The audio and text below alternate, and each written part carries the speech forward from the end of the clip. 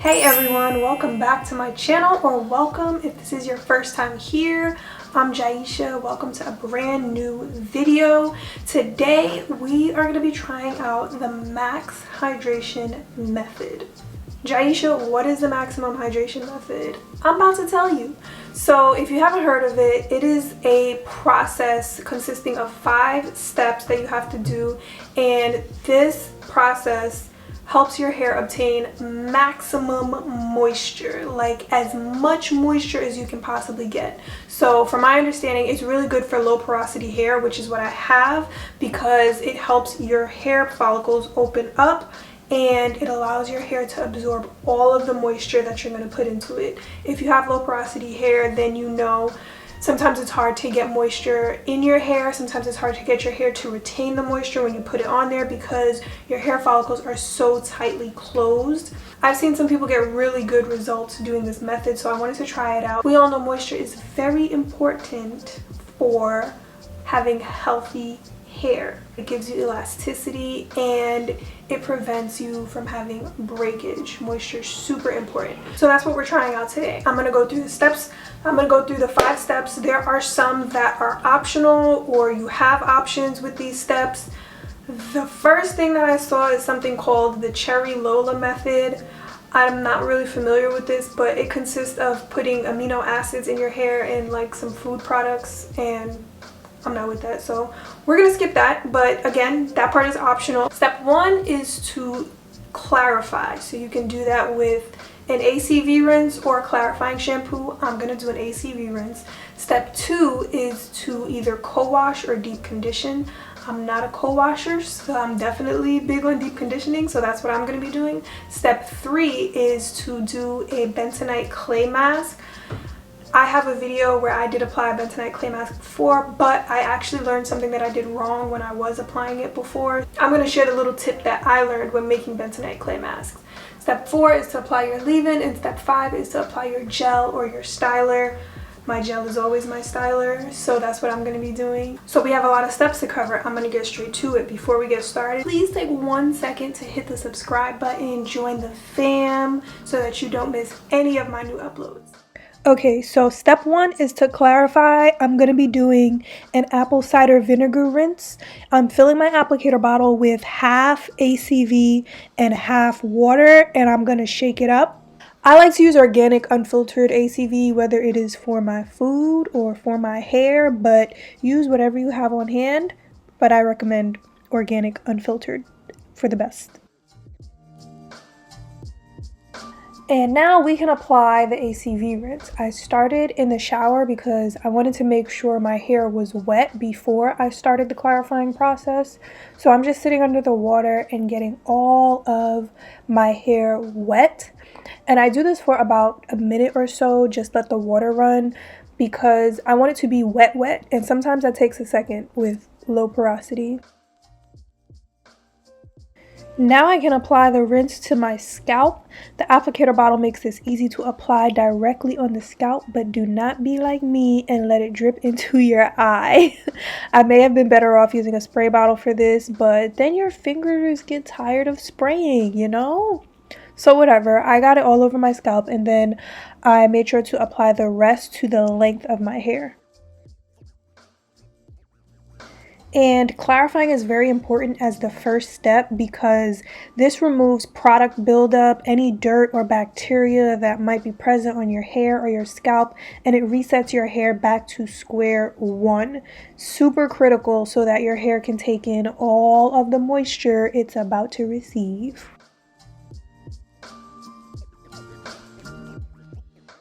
And then I just did a little scalp massage for some stimulation, and I clipped my hair up and let it sit for maybe 10 minutes while I showered, and then it was time to rinse it out.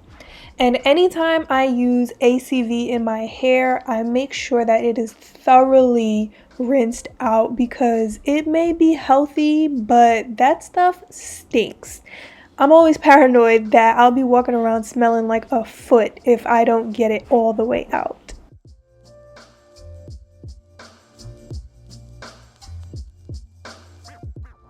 Moving on to step 2, deep conditioning. This is a part of my weekly wash routine anyway, so it wasn't much different for this process. I'm using the Miele Rosemary Mint Strengthening Mask. I've been loving this mask. So I split my hair in 4 sections before I start, and I apply it to each section. As I'm applying, I finger detangle to get out any big knots or tangles that might be in my hair, and then I go in with my detangling brush starting from the bottom. I start from my ends and work my way up to the top to smooth everything out, and I twist up each section when I'm done and move on to the next.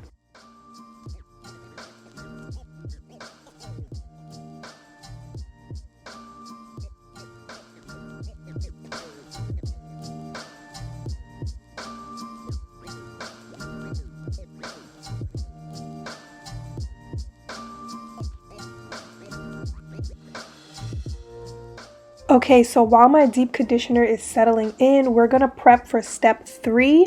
I'm making my clay mask with bentonite clay and more ACV.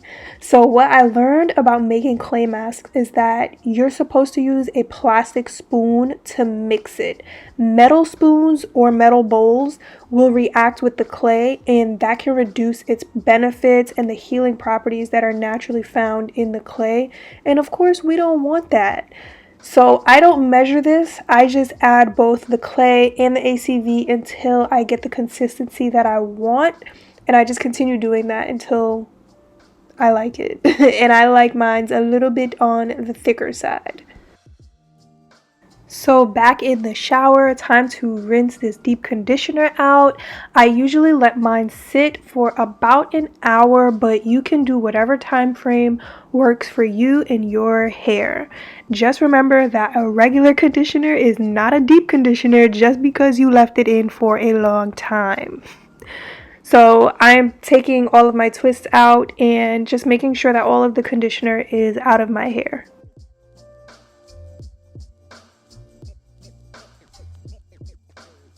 And I don't know about you, but I think my hair looks good after just these 2 steps. Like, the curls are doing a little something, but we're gonna move on to step 3 and apply the mask.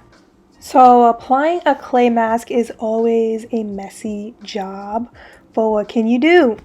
So I'm still working in 4 sections, applying the clay from my scalp all the way down to the ends.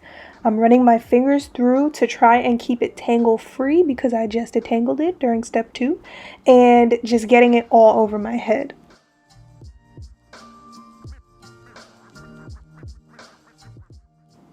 Not wasting a single bit, okay? Not a single bit. Now, how crazy is this? I thought my curls looked good after step 2, but step 3? Talk to me nice. You see these curls? Okay, just making sure. So I let it sit on my hair for a few minutes before I rinsed it out. And my God, the shine, the definition, the hydration.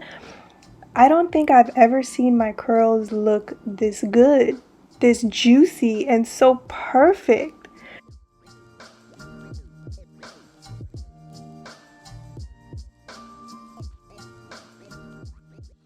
If you decide to go through all of these steps and do the maximum hydration method, just know that step 3 is where the magic happens.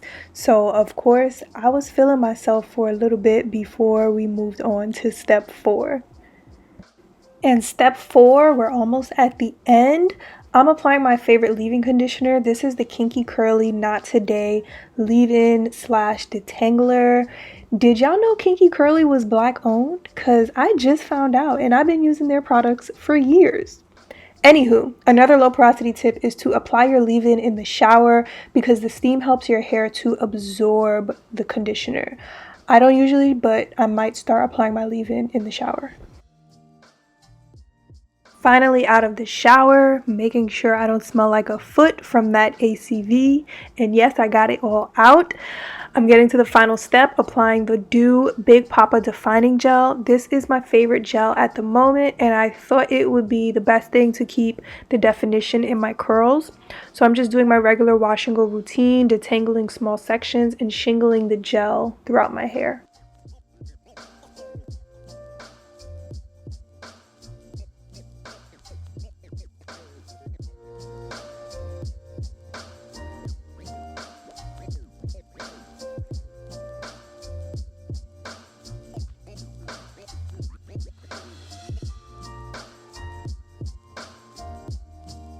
Okay, so these are my final results after doing the maximum hydration method, and I would definitely say that maximum hydration was reached. My hair definitely feels softer. I didn't feel like my hair was stripped at any point during the process. It was a lot of moisture. You saw it for yourself. After the clay mask was rinsed out, my curls were super defined. They were so soft, really just like hydrated, juicy, bouncy, all of that good stuff. So this did take a long time. I would say that's the only downside. It was a lot of mixing and a whole process. So this isn't something that I would do regularly, like a part of my routine, but if I did feel like I needed an extra boost of moisture, I would definitely do it again. That clay mask really set the whole thing off. That's really what boosted all of the moisture and got, you know, the softness, the definition, the shine, all of that. So yeah, I love my results. Even my troubled side over here in the front, this side usually has like some strangly pieces that look straighter and frizzier, and even those pieces were like defined and shiny and soft. Thanks for watching. Don't forget to hit the thumbs up button if you like this video and you found it helpful. Leave me a comment and let me know what you think of my results and the whole process if you've ever tried it before. Don't forget to subscribe if you haven't already, and I will see you in my next video. Bye.